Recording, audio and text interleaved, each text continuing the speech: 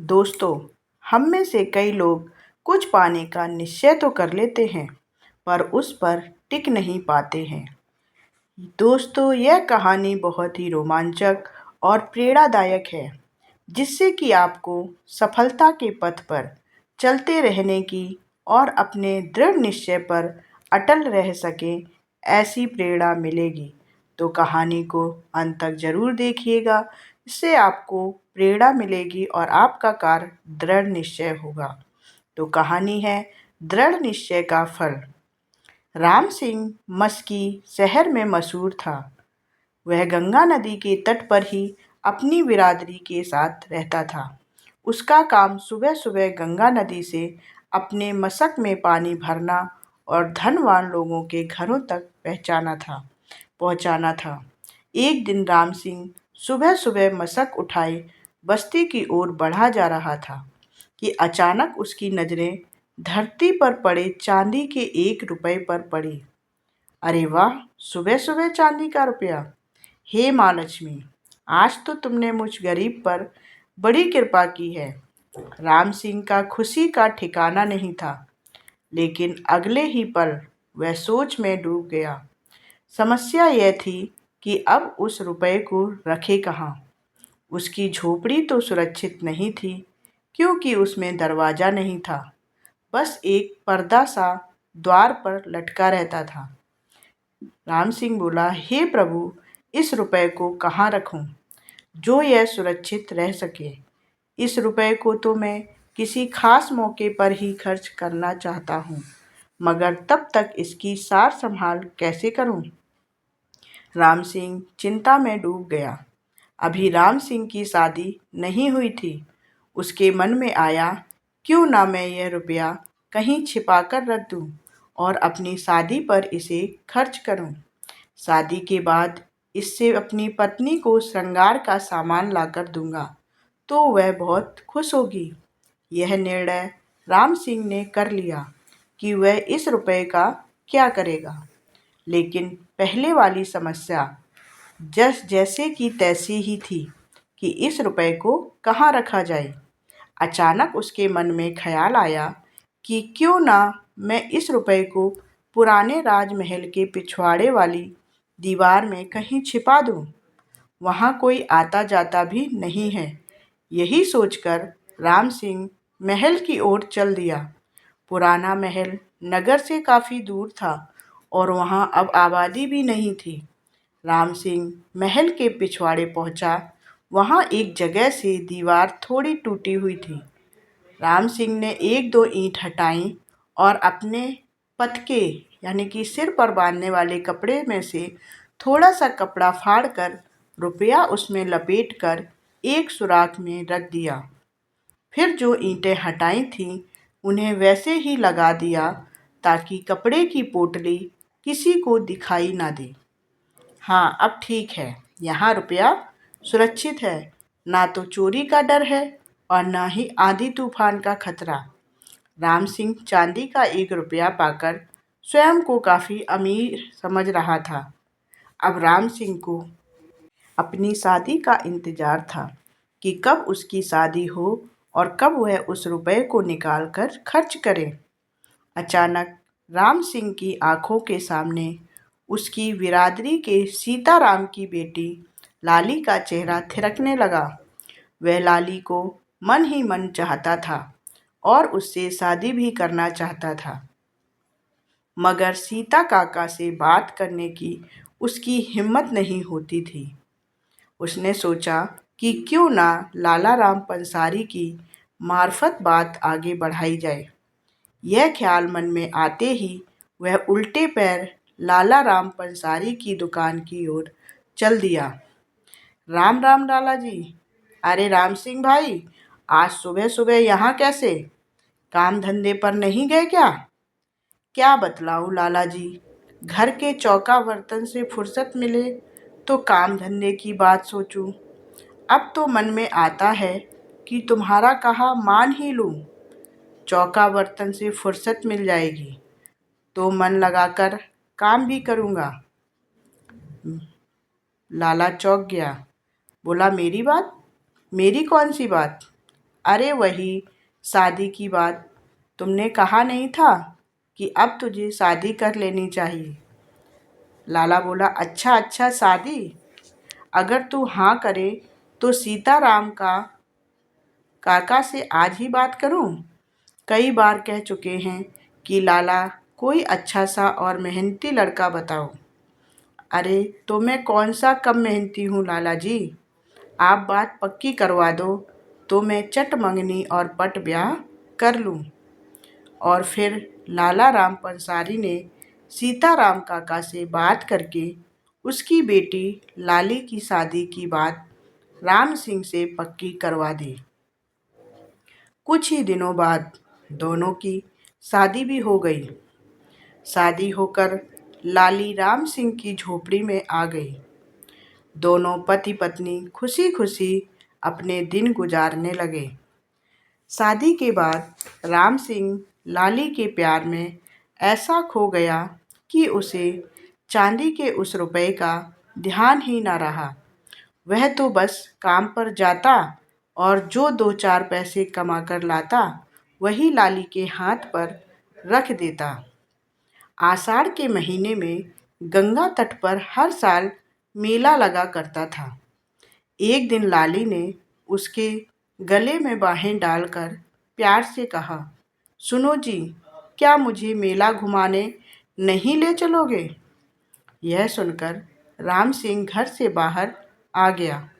वह चिंता में डूब गया कि आखिर लाली को मेला घुमाने के लिए पैसे कहाँ से आएंगे।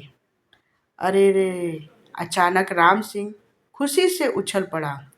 एकाएक उसे उस रुपए की याद आई जिसे शादी से कुछ ही दिन पहले वह पुराने राजमहल की दीवार में छिपा कर आया था। उस रुपए को पाकर ही तो उसके मन में शादी का विचार आया था, लेकिन शादी के बाद गृहस्थी के चक्कर में वह उस रुपए को भूल गया था। वह तेजी से अपनी झोपड़ी में गया और लाली की गोद में भरकर खुशी से नाचने लगा। अरे यह क्या करते हो? छोड़ो मुझे।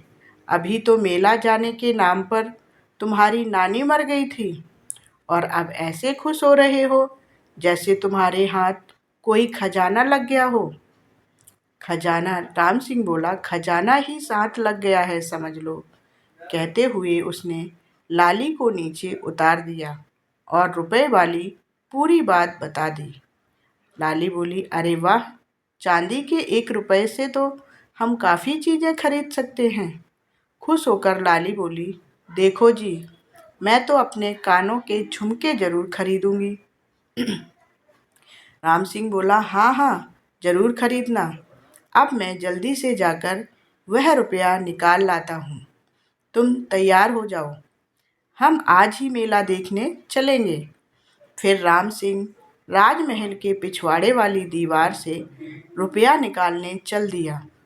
उस रुपए को राम सिंह अपने लिए बड़ा भाग्यशाली समझ रहा था। उसी की बदौलत उसकी शादी लाली से हुई थी। उसके लिए तो सारी दुनिया की दौलत एक तरफ और वह रुपए एक तरफ था। राम सिंह तेजी से पुराने महल की ओर भागा जा रहा था। वह जिस सड़क पर भागा जा रहा था वह जंगल में स्थित पुराने महल से जा मिलती थी। रास्ते में एक और नया राजमहल था। जिस समय राम सिंह भागा जा रहा था उसी समय महाराज महल की छत पर खड़े अपने मंत्रियों से मंत्रणा कर रहे थे। अचानक उनकी नज़र राम सिंह पर पड़ी। वह यह देखकर हैरान हुए कि पसीने से तरबतर यह युवक भरी दोपहरी में कहाँ भागा जा रहा है, वह भी जंगल वाले रास्ते पर। मंत्री जी, जी महाराज, इस युवक को देख रहे हो जो भरी दोपहर में पसीने से तरबतर जंगल की ओर भागा जा रहा है। मंत्री बोला, देख रहा हूँ महाराज, इसे फौरन पकड़वाकर हमारे सामने पेश कीजिए। जंगल की ओर भागे जाने का इसका अवश्य ही कोई खास मकसद है। हम जानना चाहते हैं कि यह बदहवास सा क्यों और कहाँ भागा जा रहा है? अपनी प्रजा के सुख दुख का ख्याल रखना हमारा कर्तव्य है। मंत्री बोला, जो आज्ञा महाराज। मंत्री ने तुरंत सिपाहियों को आदेश दिया।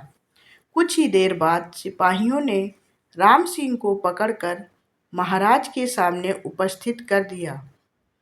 डरा हुआ राम सिंह हाथ जोड़े राजा के सामने खड़ा था। युवक, तुम कौन हो और इस प्रकार चिलचिलाती धूप में बेतहाशा कहाँ भागे जा रहे थे?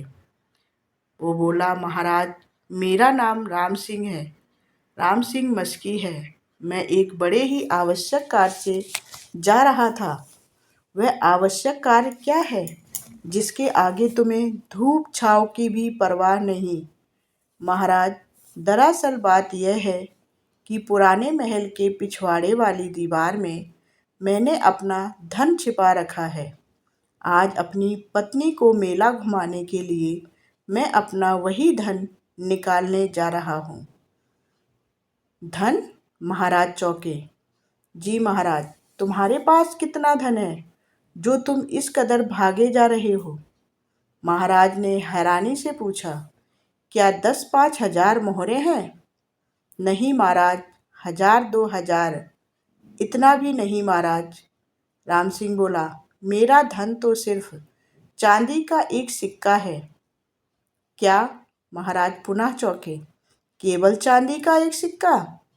जी महाराज, वह मेरा खजाना है जिसे मैंने काफ़ी दिनों से संजो कर रखा हुआ है। महाराज हैरानी से राम सिंह का चेहरा देखे जा रहे थे। राम सिंह का भोलापन देखकर उन्हें उस पर तरस आने लगा था। जबकि राम सिंह कह रहा था, उस एक सिक्के से ही मैं अपनी पत्नी को मेला दिखाकर खुश कर दूंगा। मेरी पत्नी के सिवा मेरा इस दुनिया में कोई नहीं है महाराज। यदि ऐसी बात है तो हम तुम्हें अपने खजाने से चांदी का एक सिक्का दिला देते हैं। उसे लेकर तुम घर जाओ और अपनी पत्नी के साथ मेला देख आओ। एक सिक्के के लिए इस चिलचिलाती धूप में दौड़ने से क्या फ़ायदा? महाराज बोले थे। राम सिंह बोला, महाराज, आज आप मुझ पर मेहरबानी करके मुझे 1 रुपया दे रहे हैं तो यह तो बड़ी खुशी की बात है, मगर फिर भी मैं अपना वह रुपया लेने अवश्य जाऊंगा। वह रुपया मेरे लिए बड़ा भाग्यशाली है। देखो राम सिंह, इस तपती दोपहरी में जंगल की ओर जाने का विचार त्याग दो। तुम हमारी प्रजा हो और हम राजा। अपनी प्रजा के सुख दुख का ख्याल रखना हमारा कर्तव्य है। तुम्हें चांदी का एक सिक्का कम लगता है तो हम 2 सिक्के दिलवा देते हैं। आप हमारे राम सिंह बोला, आप हमारे अन्नदाता हैं महाराज। आप कृपा करके जो भी देंगे मैं सहर्ष स्वीकार कर लूँगा। किंतु? महाराज बोले, किंतु क्या? वह बोला, मैं अपना वह रुपया लेने जंगल अवश्य जाऊंगा। यदि हम तुम्हें 100 मोहरे दे तो तब क्या तब भी? हाँ महाराज, तब भी। अजीब है, देखो बेवकूफ़ और जिद्दी युवक है। 100 मोहरे लेकर भी अपना एक सिक्का छोड़ने को तैयार नहीं है। आखिर ऐसी क्या विशेषता है उस सिक्के में? सोचते हुए महाराज ने पूछा। अरे युवक, तेरे उस सिक्के की क्या विशेषता है जो 100 मोहरे के बदले भी तू उसका मुंह छोड़ने को तैयार नहीं? महाराज, मैं बता चुका हूँ कि यहाँ मेरे लिए वह सिक्का बड़ा ही भाग्यशाली है। यदि मुझे वह सिक्का ना मिला होता तो मेरी शादी भी नहीं हुई होती। यदि मैं शादी न करता तो मुझे लाली जैसी सुंदर और सुशील पत्नी भी नहीं मिली होती। इसलिए महाराज, वह रुपया मेरे लिए बहुत कीमती है। महाराज ने सोचा, यह युवक धुन का पक्का है, मगर ईमानदार है या लालची, इसके लिए इसकी परीक्षा लेनी चाहिए। अतः वह बोले, राम सिंह, यदि हम तुम्हें 1000 मोहरे दें तो क्या तब भी उस रुपए को लेने जाओगे? हाँ महाराज, उस रुपए को तो मैं अवश्य लेने जाऊंगा, क्योंकि वह रुपया मैंने अपनी पत्नी पर ही खर्च करने का निर्णय लेकर छुपाया था। अब उसी रुपए से मैं उसे मेला घुमाऊंगा। मगर जब हम तुम्हें उस रुपए से 1000 गुना अधिक धन दे रहे हैं, तो तुम उस रुपए का लालच क्यों नहीं देते? क्षमा करें महाराज, यदि मैं अधिक धन के लालच में उस रुपए का मुंह छोड़ दूंगा, तो जीवन भर मेरी आत्मा पर एक बोझ सा बना रहेगा। कहते हैं 3 हट बहुत बुरी होती हैं, राजहट, बालहट और योगहट। जहाँ राम सिंह अपने बालहट पर कायम था कि पत्नी को उसी रुपए से मेला दिखाऊंगा, वहीं महाराज के मन में भी राजहट की भावना उत्पन्न हो गई थी कि चाहे जो भी हो, चाहे कितनी भी भारी कीमत क्यों ना चुकानी पड़े, इस युवक को वह रुपया लेने नहीं जाने दूंगा। यह सोचकर वह बोले, देखो राम सिंह, यह हमारी हट है कि हम तुम्हें रुपया लेने नहीं जाने देंगे। इसके बदले हमें भले ही कितनी भी भारी कीमत क्यों ना चुकानी पड़े, उस रुपए के बदले हम तुम्हें मुंह मांगी दौलत देने को तैयार हैं। दौलत इंसान की बुद्धि भ्रष्ट कर देती है महाराज। मैं तो मेहनत कश इंसान हूँ। हम लोगों तो पेट भरने लायक धन मिल जाए वही बहुत है। आपकी भारी से भारी दौलत भी मुझे वो खुशी नहीं दे सकती जो खुशी मुझे उस रुपए को पाकर प्राप्त होगी। हम तुम्हारे विचार जानकर बहुत खुश हुए राम सिंह, ऐसा राजा ने बोला। तुम लालची नहीं हो। तुम जैसे नौजवान जिस राज्य में हो, वह राज्य अवश्य ही उन्नत करता है। हम खुश होकर तुम्हें अपने राज्य का आधा भाग इनाम में देते हैं, मगर शर्त हमारी वही है कि तुम वह रुपया लेने नहीं जाओगे। ओह! राम सिंह समझ गया कि महाराज जिद पर अड़ गए हैं। यदि उसने उस रुपये को लाने की जिद नहीं छोड़ी, तो उसे इनाम के बदले दंड भी दिया जा सकता है। अतः अब तो बेहतरी इसी में है कि कोई ऐसी युक्ति लड़ानी चाहिए कि महाराज को का कोप भाजन भी ना बनना पड़े और वह रुपया भी मिल जाए। अतः वह बोला, महाराज, आपकी आज्ञा सिर माथे, किंतु आप मुझे राज्य का वही हिस्सा दें जो मैं चाहता हूँ। शाबाश, यह हुई ना कोई बात। प्रजा को सदा अपने राजा की आज्ञा का पालन करना चाहिए। राजा बोला, बोलो, तुम्हें हमारे राज्य का कौन सा हिस्सा स्वीकार है? हम वचन देते हैं, तुम्हें वही हिस्सा दिया जाएगा। मुझे उत्तरी हिस्सा चाहिए महाराज, राम सिंह ने बोला। राजा बोला, ओह राम सिंह, तुम सचमुच बहुत बुद्धिमान हो। अपने बुद्धि बल से तुमने हमारा आदेश मानकर हमें भी संतुष्ट कर दिया और अपना वह रुपया भी प्राप्त कर लिया, क्योंकि उत्तरी हिस्से में ही वह पुराना महल है जिसमें तुमने अपना 1 रुपया छुपा रखा है। तुम बुद्धिमान ही नहीं, दृढ़ निश्चय भी हो। तुम जैसे युवक सदैव उन्नत करते हैं। हमें गर्व है कि तुम जैसा ना होनहार युवक हमारे राज्य में पैदा हुआ, और वह भाग्यशाली रुपया भी महाराज, जिसके कारण मैंने आपकी खुशी से आपके राज्य का आधा हिस्सा भी पा लिया। अब आप ही बताएं कि मैं उस भाग्यशाली रुपये का मोह कैसे छोड़ सकता हूँ। राम सिंह के दृढ़ निश्चय और बुद्धिमत्ता के समक्ष नतमस्तक हो गए।